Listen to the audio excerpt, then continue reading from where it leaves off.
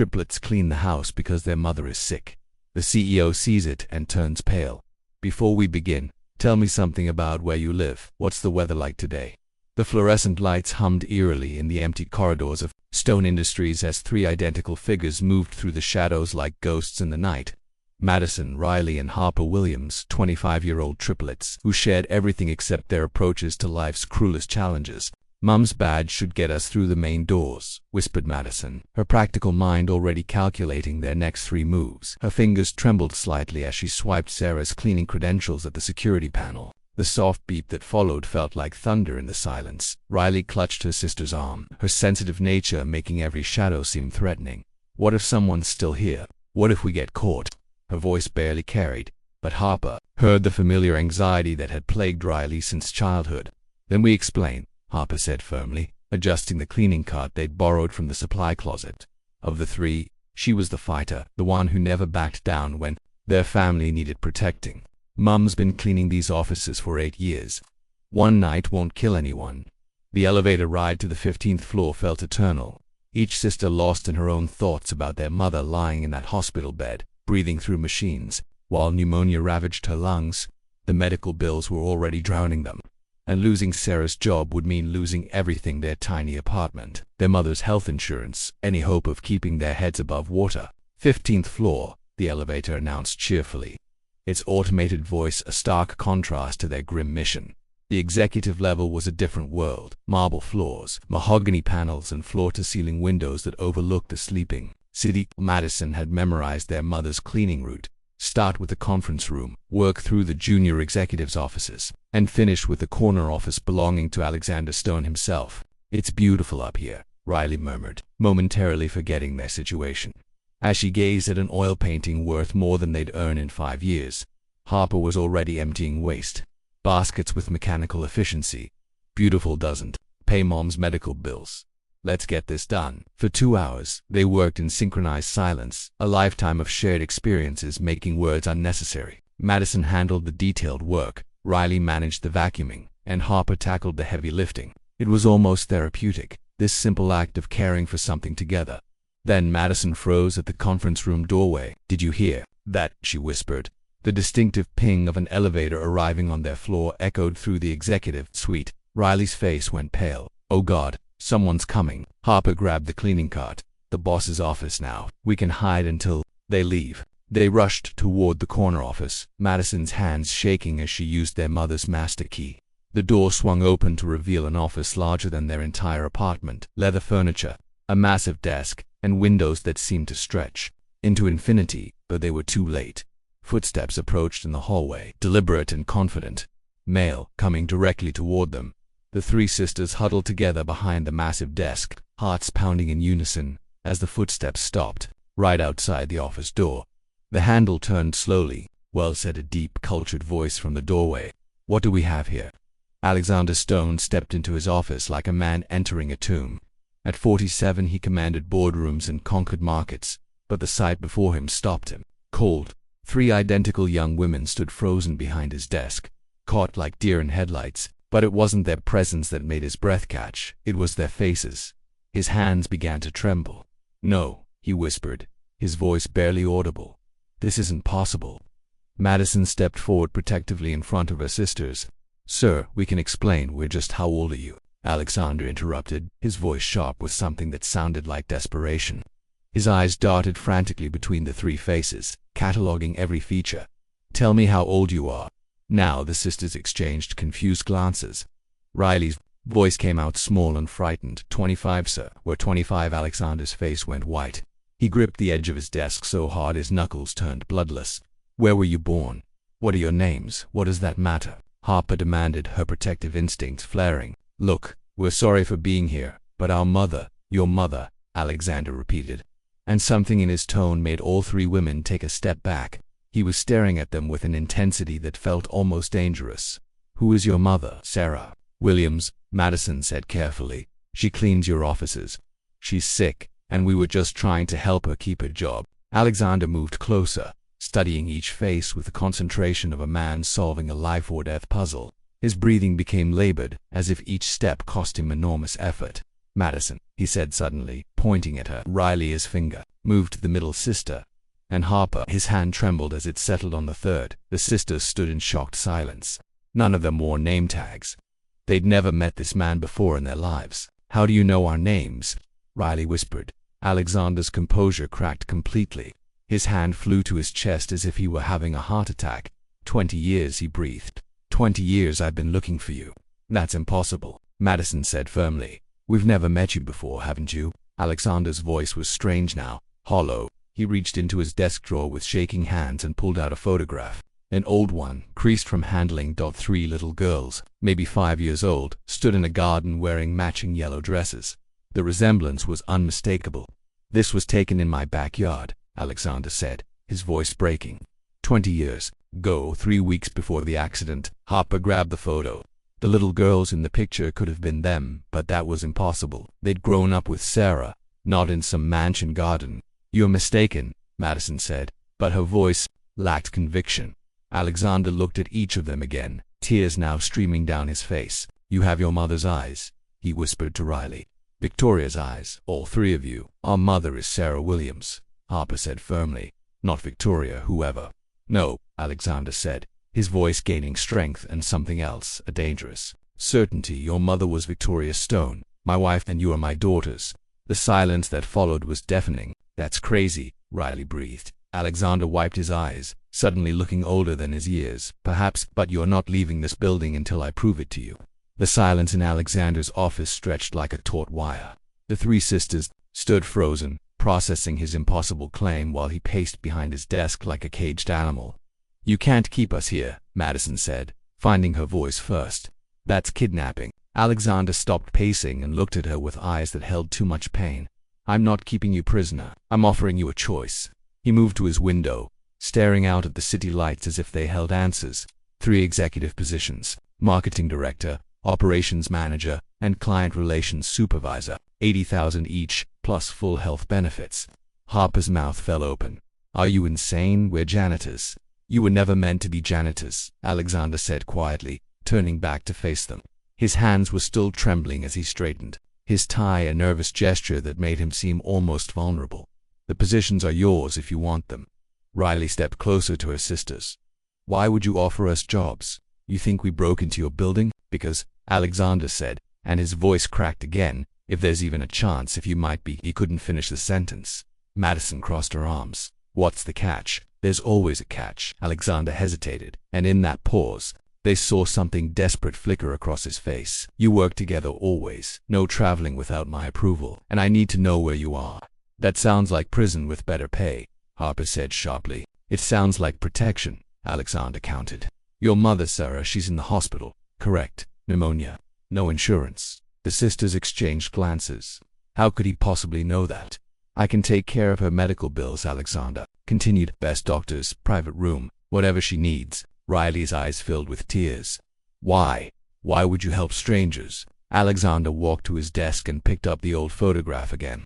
His fingers traced the faces of the 3 little girls with a tenderness that made the sisters uncomfortable. You remind me of someone very important, he said softly. 3 little girls who meant everything to me. What happened to them? Madison asked, though she wasn't sure she wanted to know. They died, Alexander whispered. Car accident 20 years ago. I never even got to say goodbye. The pain in his voice was so raw, so genuine, that even Harper felt a stab of sympathy. I'm sorry for your loss, Riley said gently, but we're not your daughters. Alexander looked up at her, and for a moment his professional mask slipped completely. You have Riley's voice, soft, kind. She was always the peacemaker. He turned to Madison. And you stand like Grace. Sorry, Madison, always ready to protect everyone. His gaze settled on Harper and Joy. Harper, you have that same fire in your eyes. You called us different names, Harper noticed. Did I? Alexander looked confused, as if he hadn't realized. I'm sorry. Sometimes the past and present blur together. Madison made a decision. We'll take the jobs, she said, ignoring her sister's shocked stares. But we have conditions too. Name them. We see our mother whenever we want. No restrictions on our personal time. And if we decide to leave, we leave. No questions asked. Alexander nodded too quickly, agreed. You start Monday. As they prepared to leave, Alexander called out softly, Girls. They turned back. Welcome home, he said, and the way he said it, like a prayer, like a wish finally coming true, sent chills down all three spines. Walking to the elevator, Riley whispered, "Did you see how he looked at us, like he'd seen ghosts?" Harper muttered. Madison was quiet until they reached the lobby. He knew things about Mum's illness that we never told anyone. "What are you thinking?" Riley asked. Madison looked back at the building where Alexander Stone probably still stood at his window, watching them leave. "I'm thinking our lives just got very complicated."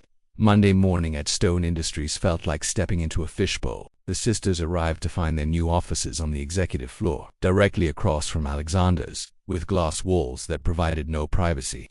"Is it just me, or does it feel like we're on display?" Harper muttered, settling into her leather chair. Within an hour, they had their answer. Alexander appeared in each of their doorways exactly every 20 minutes, always with some excuse: coffee preferences, meeting schedules, building orientation. But his real purpose was obvious. He was checking on them. "Mr. Stone," Madison said, during his fourth visit to her office, "is there something specific you need?" Alexander paused in the doorway, his hand gripping the frame. "Just making sure you're comfortable. This is a big transition." "We're fine," she assured him, but he lingered another 30 seconds before reluctantly walking away. By lunch, the pattern was clear. Alexander had canceled 2 important meetings to stay in the building. His assistant, Mrs. Chen, apologized profusely to confused clients while shooting worried glances at her boss. "This isn't normal," Riley whispered when the sisters met in the break room. "He's watching us like a hawk watching its prey," Harper finished grimly. That afternoon, things escalated. Riley noticed a man in a maintenance uniform who seemed to appear wherever they went: lobby, parking garage, even the ladies' room corridor. When she mentioned it to Madison, her sister had seen the same man. Harper decided to test her theory. She left the building for a coffee run and counted 3 different people who followed her route: a woman with a newspaper, a jogger who kept pace despite the crowded sidewalk, and a delivery driver who made the same turns she did when she confronted Alexander in his office. He was ready with an explanation. "Corporate security," he said smoothly. "All executives receive protection details. It's standard policy." "Since when?" Harper demanded. "Since always," Alexander replied, but his eyes didn't meet hers. That evening, as they prepared to leave, Mrs. Chen approached them nervously. "I probably shouldn't tell you this," she whispered, glancing toward Alexander's closed office door, "but he's had investigators researching your family for the past week. Background checks, financial records, medical histories." "Why are you telling us?" Madison asked. Mrs. Chen looked sad.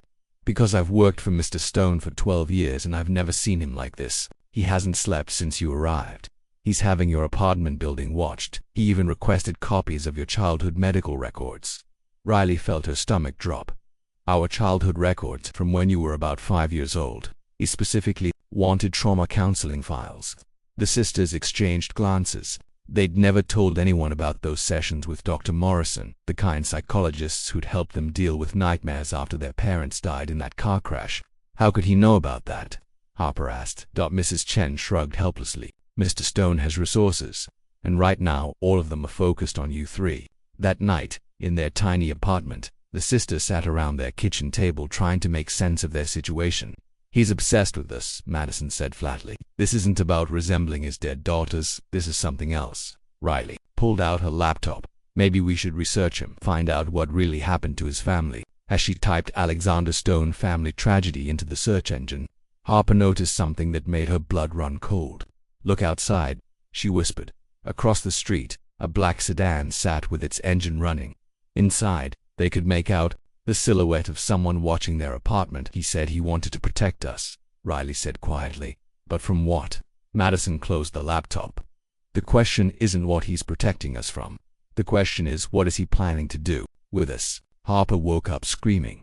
The nightmare had been so vivid: a grand staircase, crystal chandeliers, and a blonde woman in a blue dress sobbing while someone shouted in the background. She could still smell the woman's perfume, still feel small, hands being pulled away from reaching arms. Harper. Madison rushed into her sister's room, followed closely by Riley. "What happened?" "I don't know," Harper gasped, her heart pounding. It felt so real.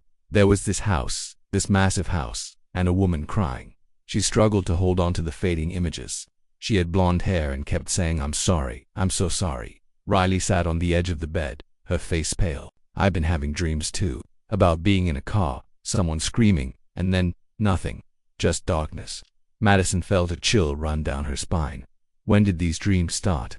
Since we met Alexander Stone, Harper admitted that afternoon, decided to visit Sarah in the hospital. She'd been conscious more often lately, though still weak from the pneumonia. "Mum," Madison said gently, pulling a chair close to Sarah's bed. "We need to ask you about our childhood." Sarah's eyes immediately became guarded. "What about it, sweetheart? Do you remember taking us to see Dr. Morrison, the therapist?" Riley asked. Sarah's grip tightened on her blanket. "That was a long time ago. You girls had some trauma from losing your birth parents. It's normal for children to need help processing grief. But what kind of trauma exactly?" Harper pressed. "Because we're starting to remember things that don't match what you told us." Sarah's monitor began beeping faster. "Honey, you were so young when the accident happened. Sometimes children's minds create false memories to cope with loss." "What if they're not false?" Madison asked quietly. Sarah turned her head away. "Don't go digging into the past, girls. Some things are better left buried." That evening, in the hospital parking lot, Madison made a decision. "I'm going to request our medical records from Dr. Morrison's office." "Will they release them?" Riley asked. "We're adults now. They have to." 2 days later, Madison held a thin manila folder that would change everything.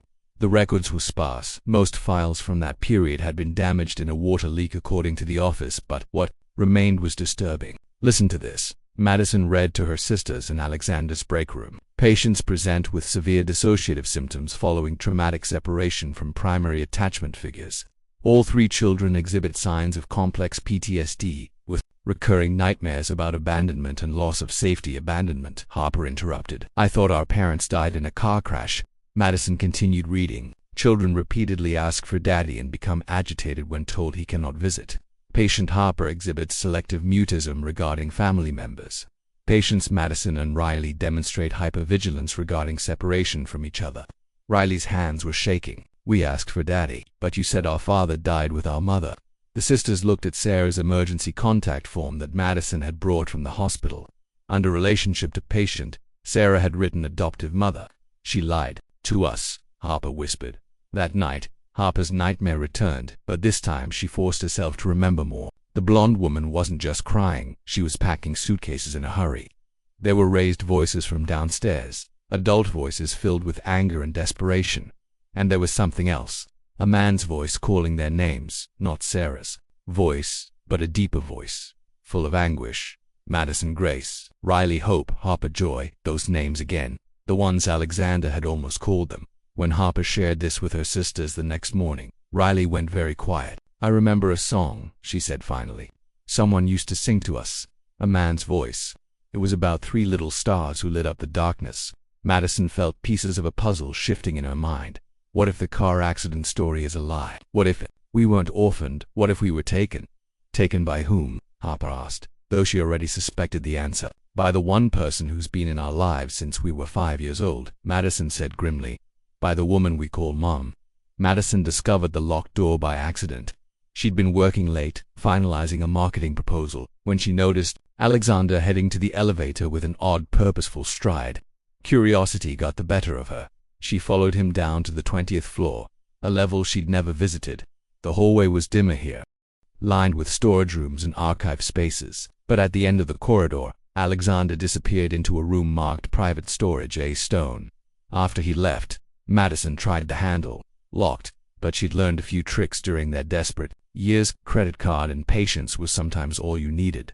The door opened with a soft click. The room took her breath away. The walls were covered with photographs, hundreds of them. Pictures of 3 little girls growing up, birthday parties, Christmas mornings, family vacations, and in every single photo, the girls looked exactly like Madison, Riley, and Harper.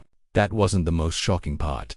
There were recent photos too. Pictures of the sisters walking to work, grocery shopping, even sleeping in their apartment. Someone had been watching them for months, maybe years. Madison's hands trembled as she pulled out her phone and started photographing everything medical. Records with the Stone family name, birth certificates listing Alexander Stone as father and Victoria Stone as mother, school enrollment forms for Madison Grace Stone, Riley Hope Stone, and Harper Joy Stone. At the center of it all sat a framed photo of a beautiful blonde woman holding 3 infants. At the bottom, in elegant script, "Victoria with our precious daughters, the day our lives became complete. A.S. What the hell are you doing in here?" Madison spun around to find Alexander in the doorway. his face a mask of rage and panic. "I could ask you the same thing," she said, surprised by her own boldness. "What is all this?" Alexander's composure cracked completely. He grabbed the doorframe as if he might collapse. "You can't be in here. No one can be in here. These are photos of us," Madison said, holding up a picture of 3 5-year-olds in a garden. "How do you have photos of us as children?" "Get out," Alexander said, but his voice was broken, not angry. "Please, just get out. Not until you explain this." Madison gestured at the walls.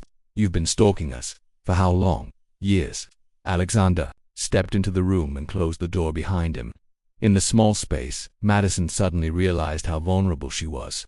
"Those aren't photos of you," he said quietly. "Those are photos of my daughters, my real daughters. And why do we look exactly like them?" Alexander's laugh was hollow, frightening. "Because you are them. You are Madison Grace, Riley Hope, and Harper Joy Stone. You're my daughters, and you were stolen from me 20 years ago." Madison felt the room spinning. "That's impossible. Sarah adopted us after our parents died." Sarah Williams, Alexander spat the name like it was poison. "Sarah Williams was my wife's sister. She was there the night Victoria tried to leave me. She was there when the car crashed, and she was there when you 3 survived." "You're insane," Madison whispered. Alexander picked up a birth certificate from his desk. "Madison Grace Stone, born October 15, 1999. Father, Alexander Marcus Stone. Mother, Victoria Ann Stone." Madison stared at the document.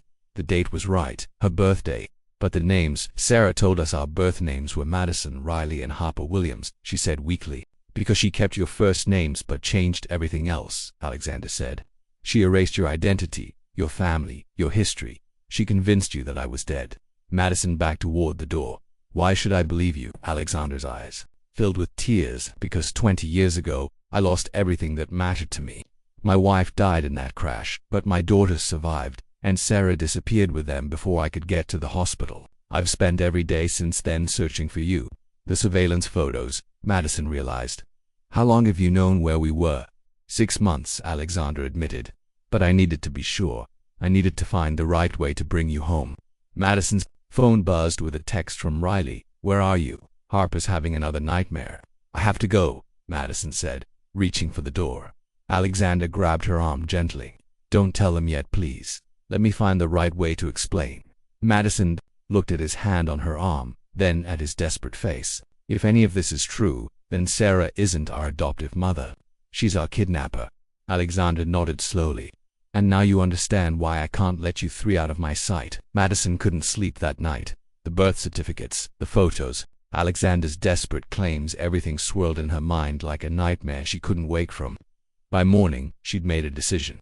"We need professional help," she told her sisters over breakfast. "A private investigator." Harper looked up from her untouched cereal.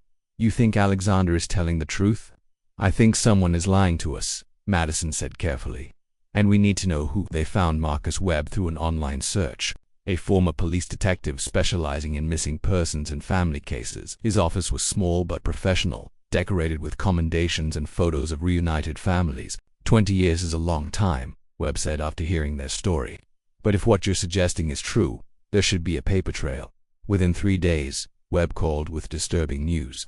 "I found the accident report," he said over the phone. October 28, 2004. Victoria Stone was driving with 3 passengers, her daughters. The car went off Highway 101 during a storm. Riley gripped Madison's hand. "What happened to the children?" "That's where it gets interesting," Webb continued. "The initial report states 3 fatalities, mother and 3 children, but there's an amended report filed 6 hours later. Suddenly, the children are listed as survivors, transferred to Children's Memorial Hospital." "Who filed the amended report?" Harper asked. "A nurse named Sarah Williams. She claimed she was at the scene and accompanied the children to the hospital." The sisters exchanged glances. Sarah had never mentioned being at the accident scene. "There's more," Webb said. "Alexander Stone was in Chicago on business when the accident happened. He flew back immediately, but by the time he reached the hospital, the children had been discharged to a relative, Sarah Williams." Madison felt sick. "What about custody papers? Legal guardianship?" "That's the strangest part. The adoption was fast-tracked through emergency channels. Sarah claimed Alexander Stone was mentally unstable following his wife's death and potentially dangerous to the children. She had a psychiatrist's evaluation supporting her claim. Was he unstable? Riley asked quietly. Webb hesitated. Alexander Stone did have a complete breakdown after the accident. He was hospitalized for 3 weeks with severe depression and attempted suicide.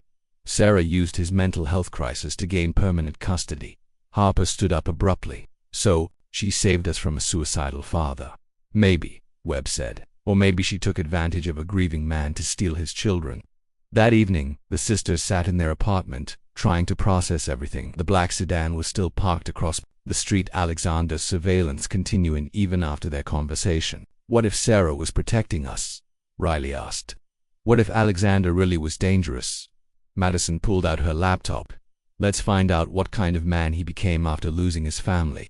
What they discovered painted a complicated picture. Alexander Stone had built his company into a billion-dollar empire, but he'd also donated millions to children's charities and missing persons organizations. There were no reports of violence, no legal troubles, no indication of instability beyond that initial breakdown. But there were other things. Private investigator receipts going back 20 years. Missing person reports filed every year on their birthday. Rewards offered for information about 3 missing Stone children. He never stopped looking for us, Harper realized. Riley found something else. Look at this. Stone Industries established a foundation in 2005 called Victoria's Light. It helps families reunite with missing children. Madison read the foundation's mission statement aloud. No child should be separated from loving family members due to tragedy, misunderstanding, or malicious interference. Malicious interference, Harper repeated. That's pretty specific language. Their research was interrupted by Madison's phone ringing. Webb's name appeared on the screen. I've got something urgent, he said without preamble. I tried to access Sarah Williams' employment records from 2004, and I hit a wall. Someone has sealed her file at the hospital where she worked. Can you break through it? Madison asked. I did. Sarah Williams wasn't just any nurse. She was Victoria Stone's sister. The phone almost slipped from Madison's hand. What Sarah was Victoria's younger sister, estranged from the family for years before the accident. She'd been cut off financially by their father because of gambling debts and questionable associations. Why didn't she tell us she was our aunt? Riley whispered. Webb's voice was grim. Because there's more.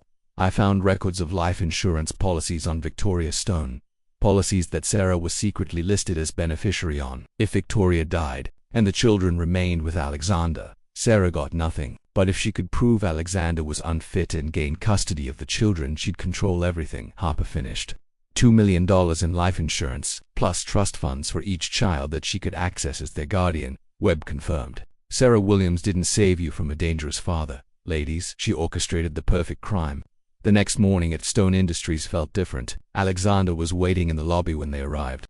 His eyes red-rimmed from sleeplessness but alert with nervous energy. Good morning, girls, he said, and Madison noticed he was back to using their childhood names without realizing it. I thought we could have breakfast together. There's a lovely cafe upstairs. It wasn't a request. In the executive dining room, Alexander watched them eat with an intensity that made Riley uncomfortable. He'd ordered their favorites without asking. Pancakes for Riley, eggs Benedict for Madison, fresh fruit for Harper. How did you know what we like? Harper asked suspiciously. Alexander paused with his coffee halfway to his lips. Lucky guess, he said, but his eyes betrayed him throughout the day. His behavior became increasingly possessive. He appeared at their offices every 15 minutes now, sometimes just standing in their doorways, watching them work. When Madison tried to leave for lunch, she found her access card had been deactivated. Security upgrade, Alexander explained when she confronted him. All executive cards need reprogramming. I'll escort you wherever you need to go. By afternoon, the sisters felt like prisoners in gilded cages. Alexander had moved their offices closer to his, installed additional cameras, and assigned them a personal security coordinator, a large man named Stevens, who followed them everywhere. But the most disturbing change was in Alexander's language. He'd begun slipping into paternal tones that felt both foreign and eerily familiar. Riley Hope, sweetheart, you're pushing yourself too hard, he said when he found her working late. You always were too hard on yourself. Riley looked up startled. You called me Riley Hope again. Alexander's face went blank, as if he'd been caught sleepwalking. Did I? I'm sorry. Sometimes one. He trailed off, looking lost. That evening Sarah called from the hospital. Her voice was stronger but filled with panic. Girls, listen to me carefully, she whispered. You need to get away from Alexander Stone. He's not who he pretends to be. What do you mean? Madison asked, putting the call on speaker. He's obsessed with his dead daughters. Dangerously obsessed. After the accident, he wouldn't accept that they were gone. He kept insisting they were alive, that someone had taken them. Harper leaned closer to the phone. Maybe because it was true. Sarah's sharp intake of breath was audible. Who told you that? Has he been filling your heads with lies? We hired an investigator, Mom, Madison said. We know you're Victoria's sister. The silence stretched so long they thought the call had dropped. Sarah Riley prompted. I saved you, Sarah finally said, her voice breaking. After Victoria died, Alexander went completely insane. He was talking about finding you, about bringing you home. But there was something wrong with him. The way he looked at your photos, the way he talked about you. It wasn't normal grief. What do you mean? Harper demanded. He was obsessed with keeping you exactly as you were when Victoria died, 5 years old forever. He wanted to preserve you like museum pieces. The psychiatrist said he'd likely try to keep you from growing up. Madison felt her blood run cold. That's impossible. Is it? Sarah's voice was urgent now. Look around you, sweetheart. How's he treating you? Like adults making their fine choices, or like children who need constant supervision? The sisters looked at each other. The constant surveillance, the restricted access, the way Alexander watched them like they might disappear. He's sick, Sarah continued. And now that he's found you, he'll never let you go. You need to run. After they hung up, the apartment felt suffocating. Harper paced while Riley sat in stunned silence and Madison tried to process everything. What if Sarah's right? Riley whispered. What if he doesn't want us as we are? What if he wants us as we were? Madison thought about the locked room, the preserved photographs, the way Alexander's eyes sometimes seemed to see not them, but ghosts from 20 years ago. Tomorrow we ask for time off, she decided. A long weekend, to think things through. And if he says no? Harper asked. Madison looked out the window at the black sedan that never left. Then we'll know Sarah was telling the truth. But Harper was already looking at her phone, her face pale. Guys, I just got a text from an unknown number. She showed them the screen. Daddy's so happy his little girls are home. Soon we'll be together forever, just like before. Sleep tight, my angels. Friday morning brought their answer. When Madison requested time off to visit a specialist who might help recover their childhood memories, Alexander's mask finally slipped completely. Absolutely not, he said, his voice sharp with panic. Those memories are better left buried. Some doors shouldn't be opened. We're adults, Harper said firmly. You can't control our personal time. Alexander's laugh was bitter. Can't I check your bank accounts? The sisters exchanged worried glances. Riley pulled out her phone and logged into her banking app. Her face went white. Account frozen, she whispered. Madison and Harper checked. Their same message. Account suspended pending fraud investigation. How is this possible? Madison demanded. Alexander straightened his tie, that nervous gesture they'd learned to fear. I may have mentioned to my banking contacts that someone might be attempting to steal my daughter's identities. Financial institutions take identity theft very seriously. This is illegal, Harper snarled. Is it? Alexander's eyes were cold. Now, calculating. I'm protecting family assets from potential fraud. Very responsible of me, actually. They tried to leave the building for lunch, but their keycards were completely deactivated. Stevens, their security coordinator, politely but firmly blocked their path to the parking garage. Mr. Stone's orders, he said with practiced indifference. Building security protocols. Trapped on the 15th floor, the sisters gathered in Madison's office. Riley was near tears, Harper was furious, and Madison was calculating their options. He planned this. Madison realized. The job offer, the medical bills for Mom, everything. He made us dependent on him. Harper tried calling a taxi from a cell phone, but discovered their numbers had been added to some kind of corporate security list. No ride-sharing service would accept pickup requests from the building. We're prisoners, Riley said quietly. That afternoon, Alexander called them into his office for what he termed a family meeting. The word choice wasn't accidental. I know you're confused and probably frightened, he began, his tone attempting warmth but achieving something closer to condescension. 20 years is a long time to be apart, but we're together now, and that's what matters. We want to leave, Madison said flatly. Alexander's face hardened. Leave. This is your home. I'm your father. You're our employer, Harper corrected, and this is imprisonment. You're being dramatic. Alexander moved to his window, looking out at the city. You have beautiful offices, excellent salaries. The best medical care for Sarah. Why would you want to leave? Because we're not your 5-year-old daughters anymore, Madison said. We're 25-year-old women with our own lives. Alexander turned back to them, and for a moment, something dangerous flickered in his eyes. Are you, though? Sometimes when I look at you I see my little girls, Madison Grace with her serious face, always trying to solve everyone's problems. Riley Hope so gentle and caring. Harper Joy, my little firecracker ready to fight the world. Those aren't even our real names, Riley protested weakly. They're the names I gave you, Alexander said. The names Victoria and I chose before you were born. Sarah stole those from you along with everything else. He moved closer, and all three sisters instinctively stepped back. But it's not too late, he continued. We can be a family again. A real family. I can give you everything you've been missing. What about our choice in the matter? Harper demanded. Alexander's smile was sad but implacable. Children don't always know what's best for them. That's what fathers are for. The meeting ended with Alexander assigning them new security protocols. They were to be escorted everywhere, their personal belongings searched, and their communications monitored for their own protection. That evening, locked in the building, with Stevens posted outside their offices, the sisters huddled together in Madison's space. He's completely lost it, Harper whispered. He really thinks we're still children. Riley was crying silently. What if we never get out? What if he keeps us here forever? Madison looked out at the city lights, thinking of Sarah alone in the hospital, probably wondering why they hadn't visited. He made one mistake, she said finally. What's that? Harper asked. He assumes we're helpless 5-year-olds, but we've been taking care of ourselves for 20 years. We know how to survive. What are you thinking? Riley asked. Madison smiled. Grimly, I'm thinking it's time to remind Alexander Stone that his daughters grew up to be very resourceful women. The emergency call came at midnight. Sarah had taken a turn for the worse, and the hospital needed family authorization for emergency treatment. Alexander had no choice but to let them go to her bedside, though Stevens accompanied them and waited in the hallway. Sarah looked fragile against the white hospital sheets, oxygen tubes helping her breathe, but her eyes were alert and desperate when she saw them. Close the door, she whispered urgently, and keep your voices down. Madison checked that Stevens was out of earshot, before pulling chairs close to the bed. Mom, we need the truth, she said gently. All of it. Sarah's eyes filled with tears. I was trying to protect you. You have to believe that. From what? Harper demanded. From our real father.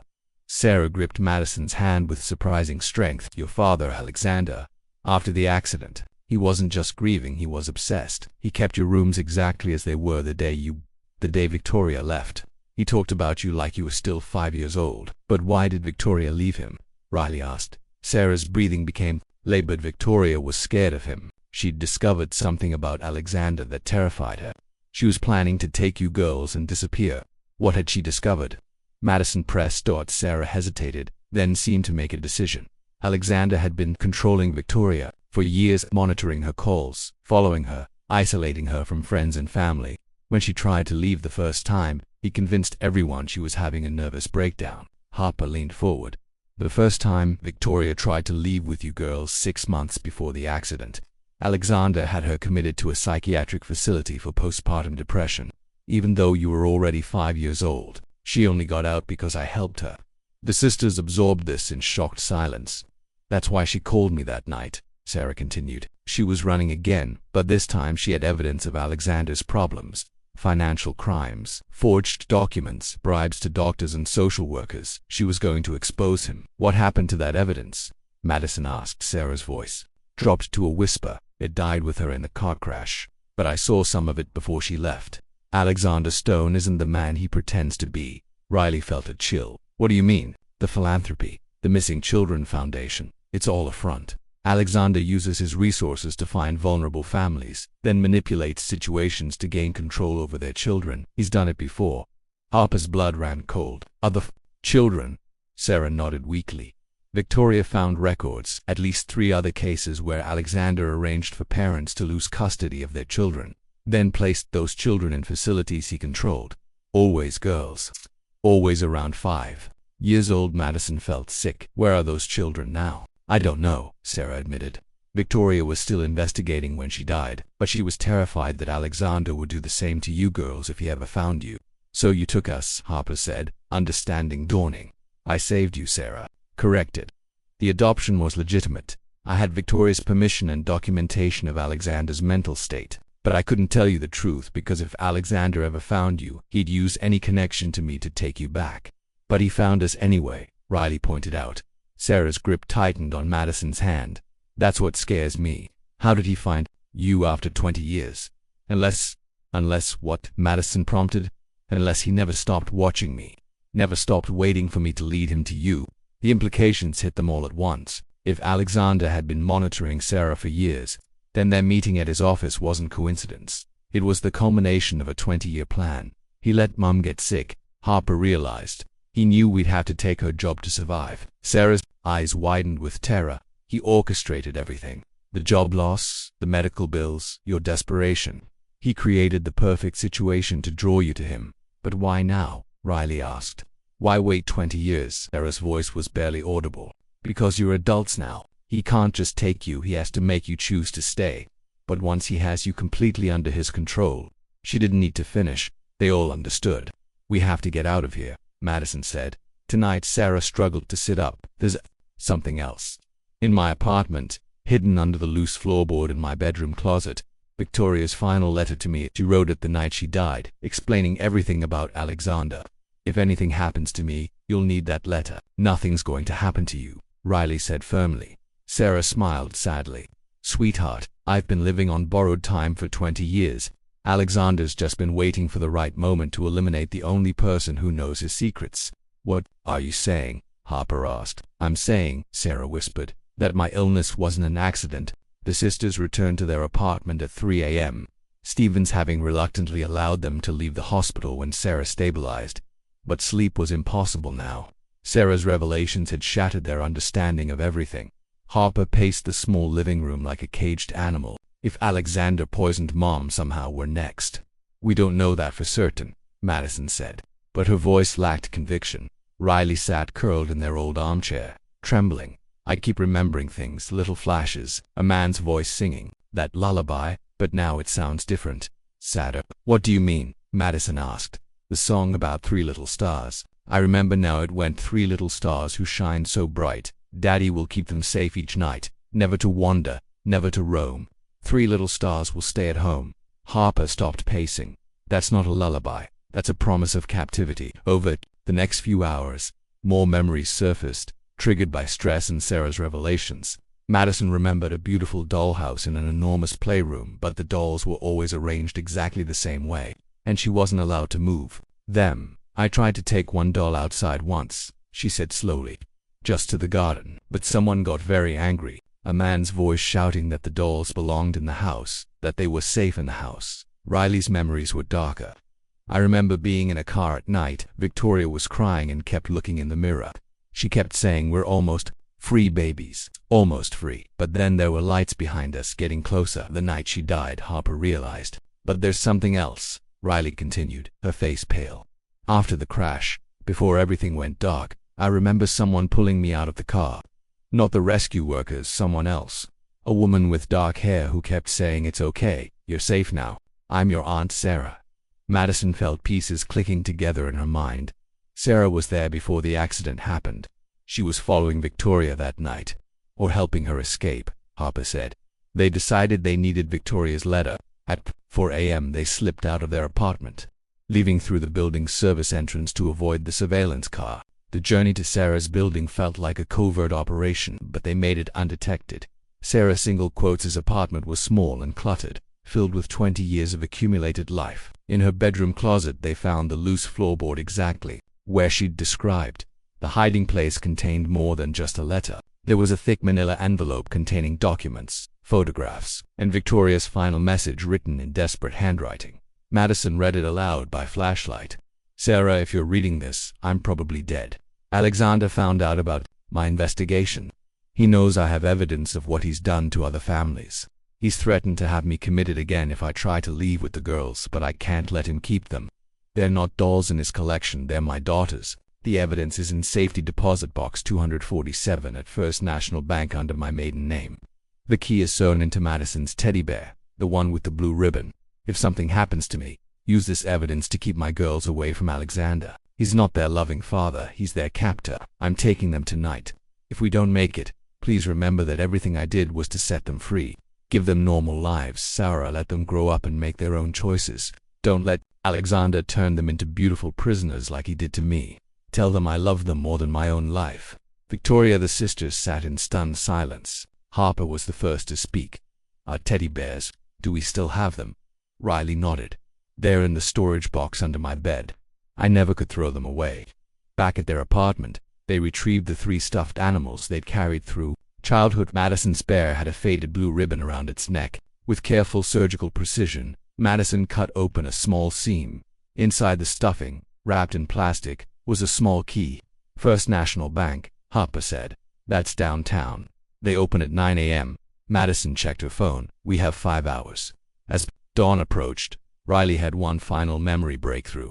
She was sitting by the window, watching the sunrise, when it hit her with devastating clarity. "I remember the song Alexander sang differently now," she said quietly. "The real version, the one he sang the night Victoria tried to leave." "What was it?" Madison asked. Riley's voice was hollow as she recited. "3 little birds tried to fly away, but Daddy's love made them want to stay, safe in their cage where they belong. 3 little birds will sing his song." It was never a lullaby. Harper realized it was a warning. Madison looked out at the city waking up, knowing Alexander would discover their absence soon. "Whatever's in that safety deposit box, it's our only chance to stop him." "What if it's not enough?" Riley asked. Madison thought of the locked room full of photographs. Of Alexander's desperate eyes, of Sarah fighting for her life in a hospital bed. "Then we'd better hope 20 years taught us to be stronger than he remembers." At exactly 9 a.m., the sisters stood at First National Bank with Victoria's key and forged identification. Madison's hands shook as she signed the access log. But the elderly bank manager barely glanced at their paperwork. Safety deposit box 247 was larger than they'd expected. Inside they found a treasure trove of evidence that made their blood run cold. Financial records showing Alexander's secret partnerships with corrupt social workers and judges.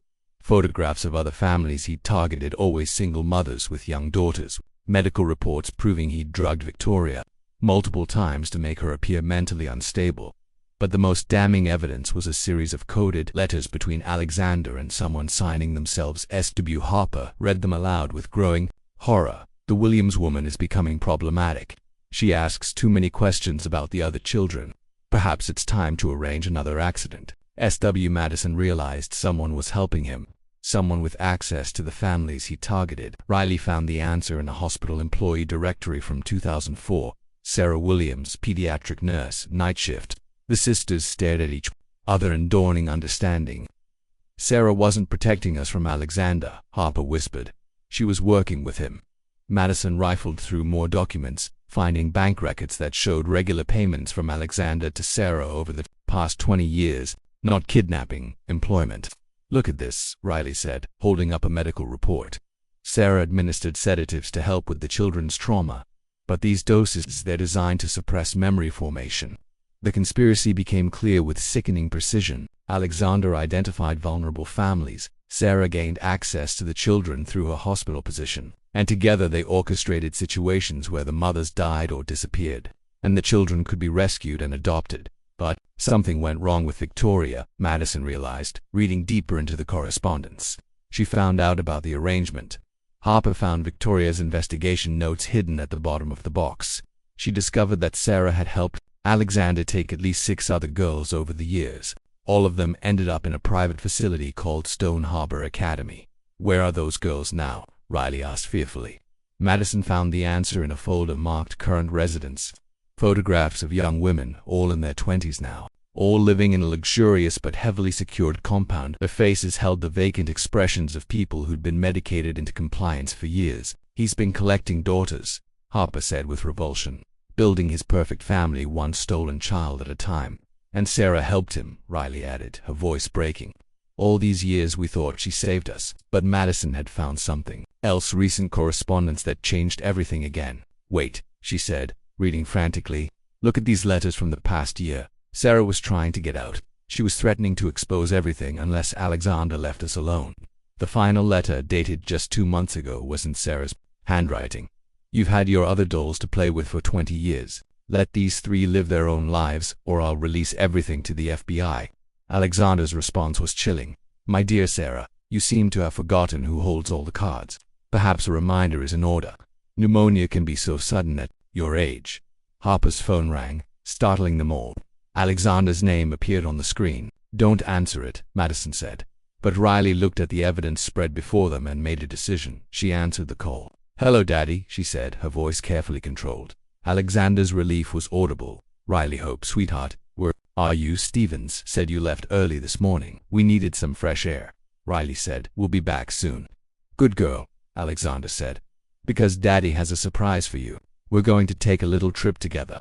Just the four of us. To a beautiful place where we can be a real family. After hanging up, Riley looked at her sisters with determination. He's planning to take us to that facility today. Madison gathered the evidence. Then we need to move fast. If Sarah was telling the truth about trying to protect us lately, maybe she's not the villain here. Maybe she was the victim too, Harper realized. 20 years ago, she helped him because she was young and needed money. But when she tried to get out, he poisoned her. Madison finished. Riley checked her phone. 3 missed calls from Stevens. They know we're gone. Madison made the hardest decision of her life. We're going back. Are you insane? Harper demanded. We're going back with evidence and we're going to end this.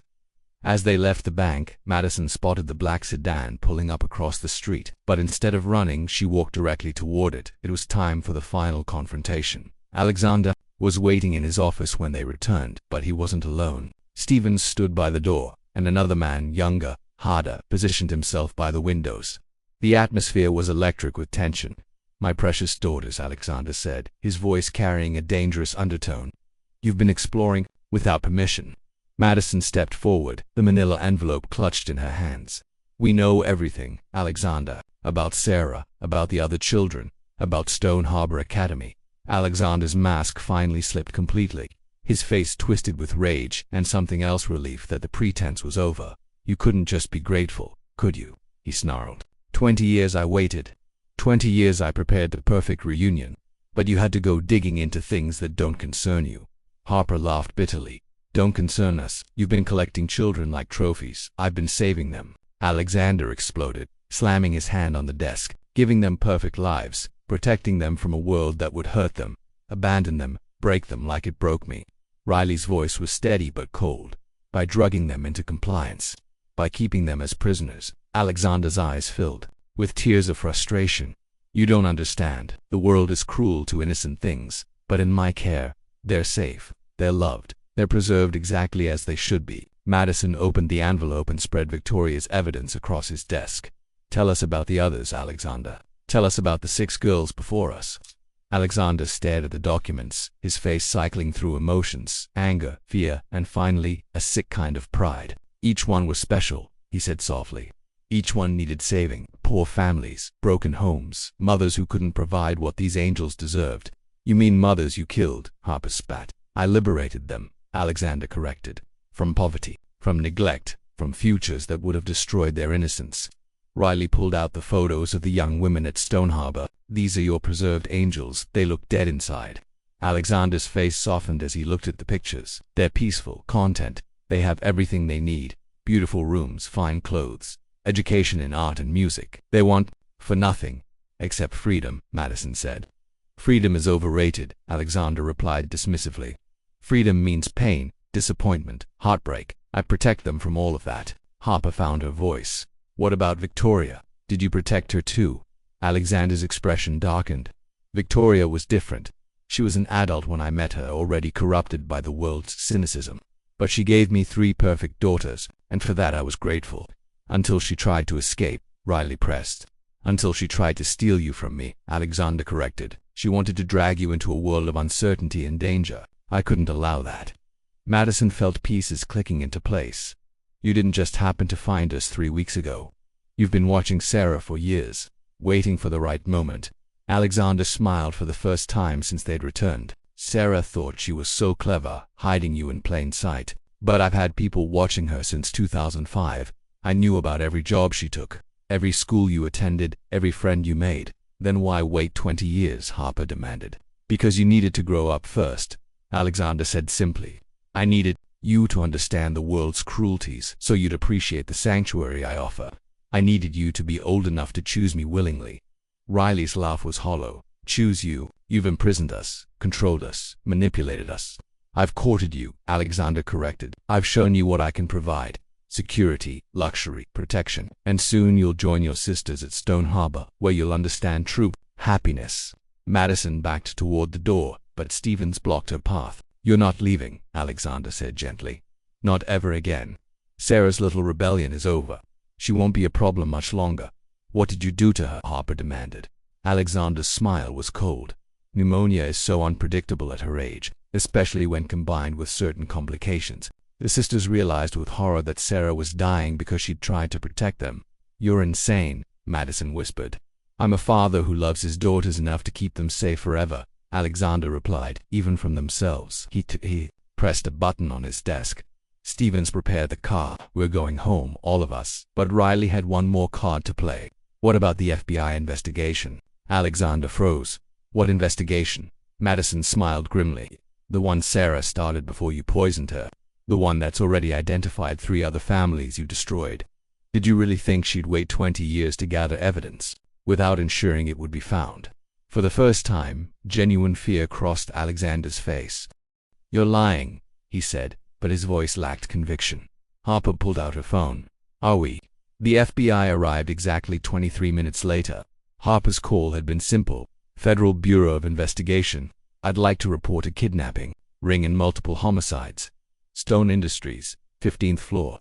Alexander's face went through a spectrum of emotions as sirens wailed outside. Disbelief, rage, betrayal, and finally, a devastating sadness that made him look older than his years. You don't understand what you've done, he said quietly as agents flooded into his office. I was protecting you, all of you. Special Agent Catherine Wells read him his rights while other agents secured the evidence. Victoria had hidden for 20 years. Alexander didn't resist, but his eyes never left his daughters. The other girls at Stone Harbor, Madison said to Agent Wells. They need medical attention immediately. Already en route, Wells confirmed. We've been investigating Alexander Stone for 6 months based on an anonymous tip. We just needed evidence. Riley looked up sharply. Anonymous tip. Someone calling herself Victoria's sister sent us detailed information about missing children and suspicious deaths. She's been feeding us intelligence for months. The sisters exchanged glances. Sarah's final rebellion had been more comprehensive than they'd realized. As Alexander was led away in handcuffs, he stopped in front of them one last time. I loved you, he said simply. Everything I did was because I loved you too much to let the world hurt you. Madison felt an unexpected pang of sympathy. That wasn't love, Alexander. That was possession. You'll understand someday, he said. Sadly, when life breaks your heart the way it broke mine, you'll understand why I wanted to keep you safe. After he was gone, the sisters sat in the empty office, processing 20 years of lies, manipulation, and twisted love. What do we do now? Riley asked quietly. Agent Wells returned with updates. Sarah Williams is stable. The doctors say she'll recover fully once the toxins are out of her system. And we'll need your testimony for the trials. How many trials? Harper asked. Alexander Stone will face charges for kidnapping, murder, conspiracy, and running an illegal detention facility. His associates, including several corrupt social workers and judges, are being arrested as we speak. Madison felt overwhelmed. What about the other girls? The ones at Stone Harbor? They're receiving treatment. It'll take time. Some have been medicated for over a decade, but the doctors are optimistic about their recovery. Over the following hours, the sisters learned the full scope of Alexander's operation. 12 families destroyed over 20 years, 15 children stolen, 6 young women currently imprisoned at Stone Harbor, ranging in age from 18 to 26. But they also learned about Sarah's courage. She'd spent the last year secretly documenting everything, gathering evidence, and working with the FBI while pretending to be the frail, sick woman Alexander expected her to be. She risked her life to save not just us, but all of them, Riley realized. That evening, they sat in Sarah's hospital room as she slowly regained consciousness. Her first words were typical Sarah. Did you girls eat dinner? You look thin. Madison laughed through her tears. Mom, you almost died exposing a kidnapping ring, and you're worried about whether we ate. Sarah's smile was weak but genuine. That's what mothers do, sweetheart. Real mothers. We know you're not our biological mother, Harper said gently. But you're the only mother we've ever really had. Sarah's eyes filled with tears. I made so many mistakes. 20 years ago, I was young, and desperate, and I thought Alexander was offering me a way to help children. By the time I realized what he really was, I was trapped too. But you got us out, Riley said, and you kept us safe. I tried, Sarah whispered, but I should have told you the truth years ago. Madison took her hand. The truth wouldn't have changed anything. You raised us, you loved us, you sacrificed everything for us. That makes you our real mother. Outside, the media was calling it the biggest child trafficking case in decades. Inside the hospital room, a family that had been built on lies was choosing to rebuild itself on truth. What happens now? Sarah asked. The sisters looked at each other, communicating in that silent way they'd perfected over 25 years. Now, Madison said, we decide who we want to be. 2 years later, Madison stood in the sunlit lobby of the Reunion Foundation, watching families embrace for the first time in years. The building that had once housed Stone Industries now served a different purpose entirely, reuniting children with families and providing support for survivors of trafficking. The Patterson family is ready to see their daughter, Riley said softly, appearing beside her sister as the foundation's family counselor. She'd worked with 12-year-old Emma Patterson for 6 months, helping her readjust after 3 years in Alexander's system. Madison nodded. Conference room 2. Harper's already prepared the legal documentation. For the custody transfer, Harper had become their legal advocate, using her fierce protective instincts to navigate the complex process of returning stolen children to their families. She'd also successfully prosecuted 17 cases related to Alexander's network. The foundation had been Alexander's idea. Actually, during his trial, facing multiple life sentences, he'd made an unexpected offer: transfer all his assets to create an organization dedicated to undoing the damage he'd caused. It was his final attempt at redemption, though the sisters weren't sure redemption was possible for what he'd done. How's he doing? Riley asked, reading Madison's thoughts. Dr. Martinez says he's making progress. The medication is helping with his obsessive tendencies, and he's been cooperative with identifying other victims. Alexander lived now in a secure psychiatric facility, his fortune transformed into hope for the families he'd destroyed. Sometimes, Madison visited him, trying to understand how love could become so twisted, so possessive that it destroyed everything it claimed to protect. I still dream about you as little girls, Alexander had told her during their last visit. But now I dream about letting you grow up, letting you choose your own paths. It's harder than keeping you safe, but I think it might be what love actually looks like. Madison wasn't sure she'd ever forgive him, but she was learning that understanding didn't require forgiveness. Sarah appeared in the doorway, moving slowly but steadily. The toxins had left her with some permanent weakness, but her spirit was stronger than ever. She'd become the foundation's residential coordinator, helping other stolen children adapt to normal family life. The Bennett twins are asking for you, Madison, Sarah said. They want to show you their art project. Madison smiled. 6-year-old sisters who'd been rescued from Stone Harbor Academy after 4 years of captivity. The Bennett twins were slowly learning to be children again instead of perfect dolls. The afternoon brought a special visitor. Victoria Stone's sister Alina had driven from Portland to see the foundation. She was older than Victoria would have been, with silver-streaked hair and kind eyes that reminded Madison of photographs she'd seen. I wanted to thank you, Alina said, standing in the conference room where everything had changed 2 years ago. Victoria would be so proud of what you've built from this tragedy. We had good teachers, Harper said, glancing at Sarah, about what real protection looks like. Alina smiled. Victoria always said children needed roots and wings, something to ground them and something to help them soar. Alexander gave you roots but clipped your wings. Sarah gave you both. That evening the sisters sat in their new apartment larger now, but still shared because some habits were worth keeping. They'd legally changed their names back to Stone, not to honor Alexander, but to reclaim the identity that had been stolen from them. Madison Grace Stone ran a foundation that had reunited 43 children with their families. Riley Hope Stone counseled survivors and helped them rebuild their capacity for trust. Harper Joy Stone fought in courtrooms to ensure other predators couldn't hide behind wealth and influence. Do you ever wonder what we'd have been like if none of this happened? Riley asked, curling up in their familiar armchair. Different, Madison said. Probably easier lives, but maybe not better ones. Harper looked out at the city lights, thinking of the children sleeping safely in their own beds because of their work.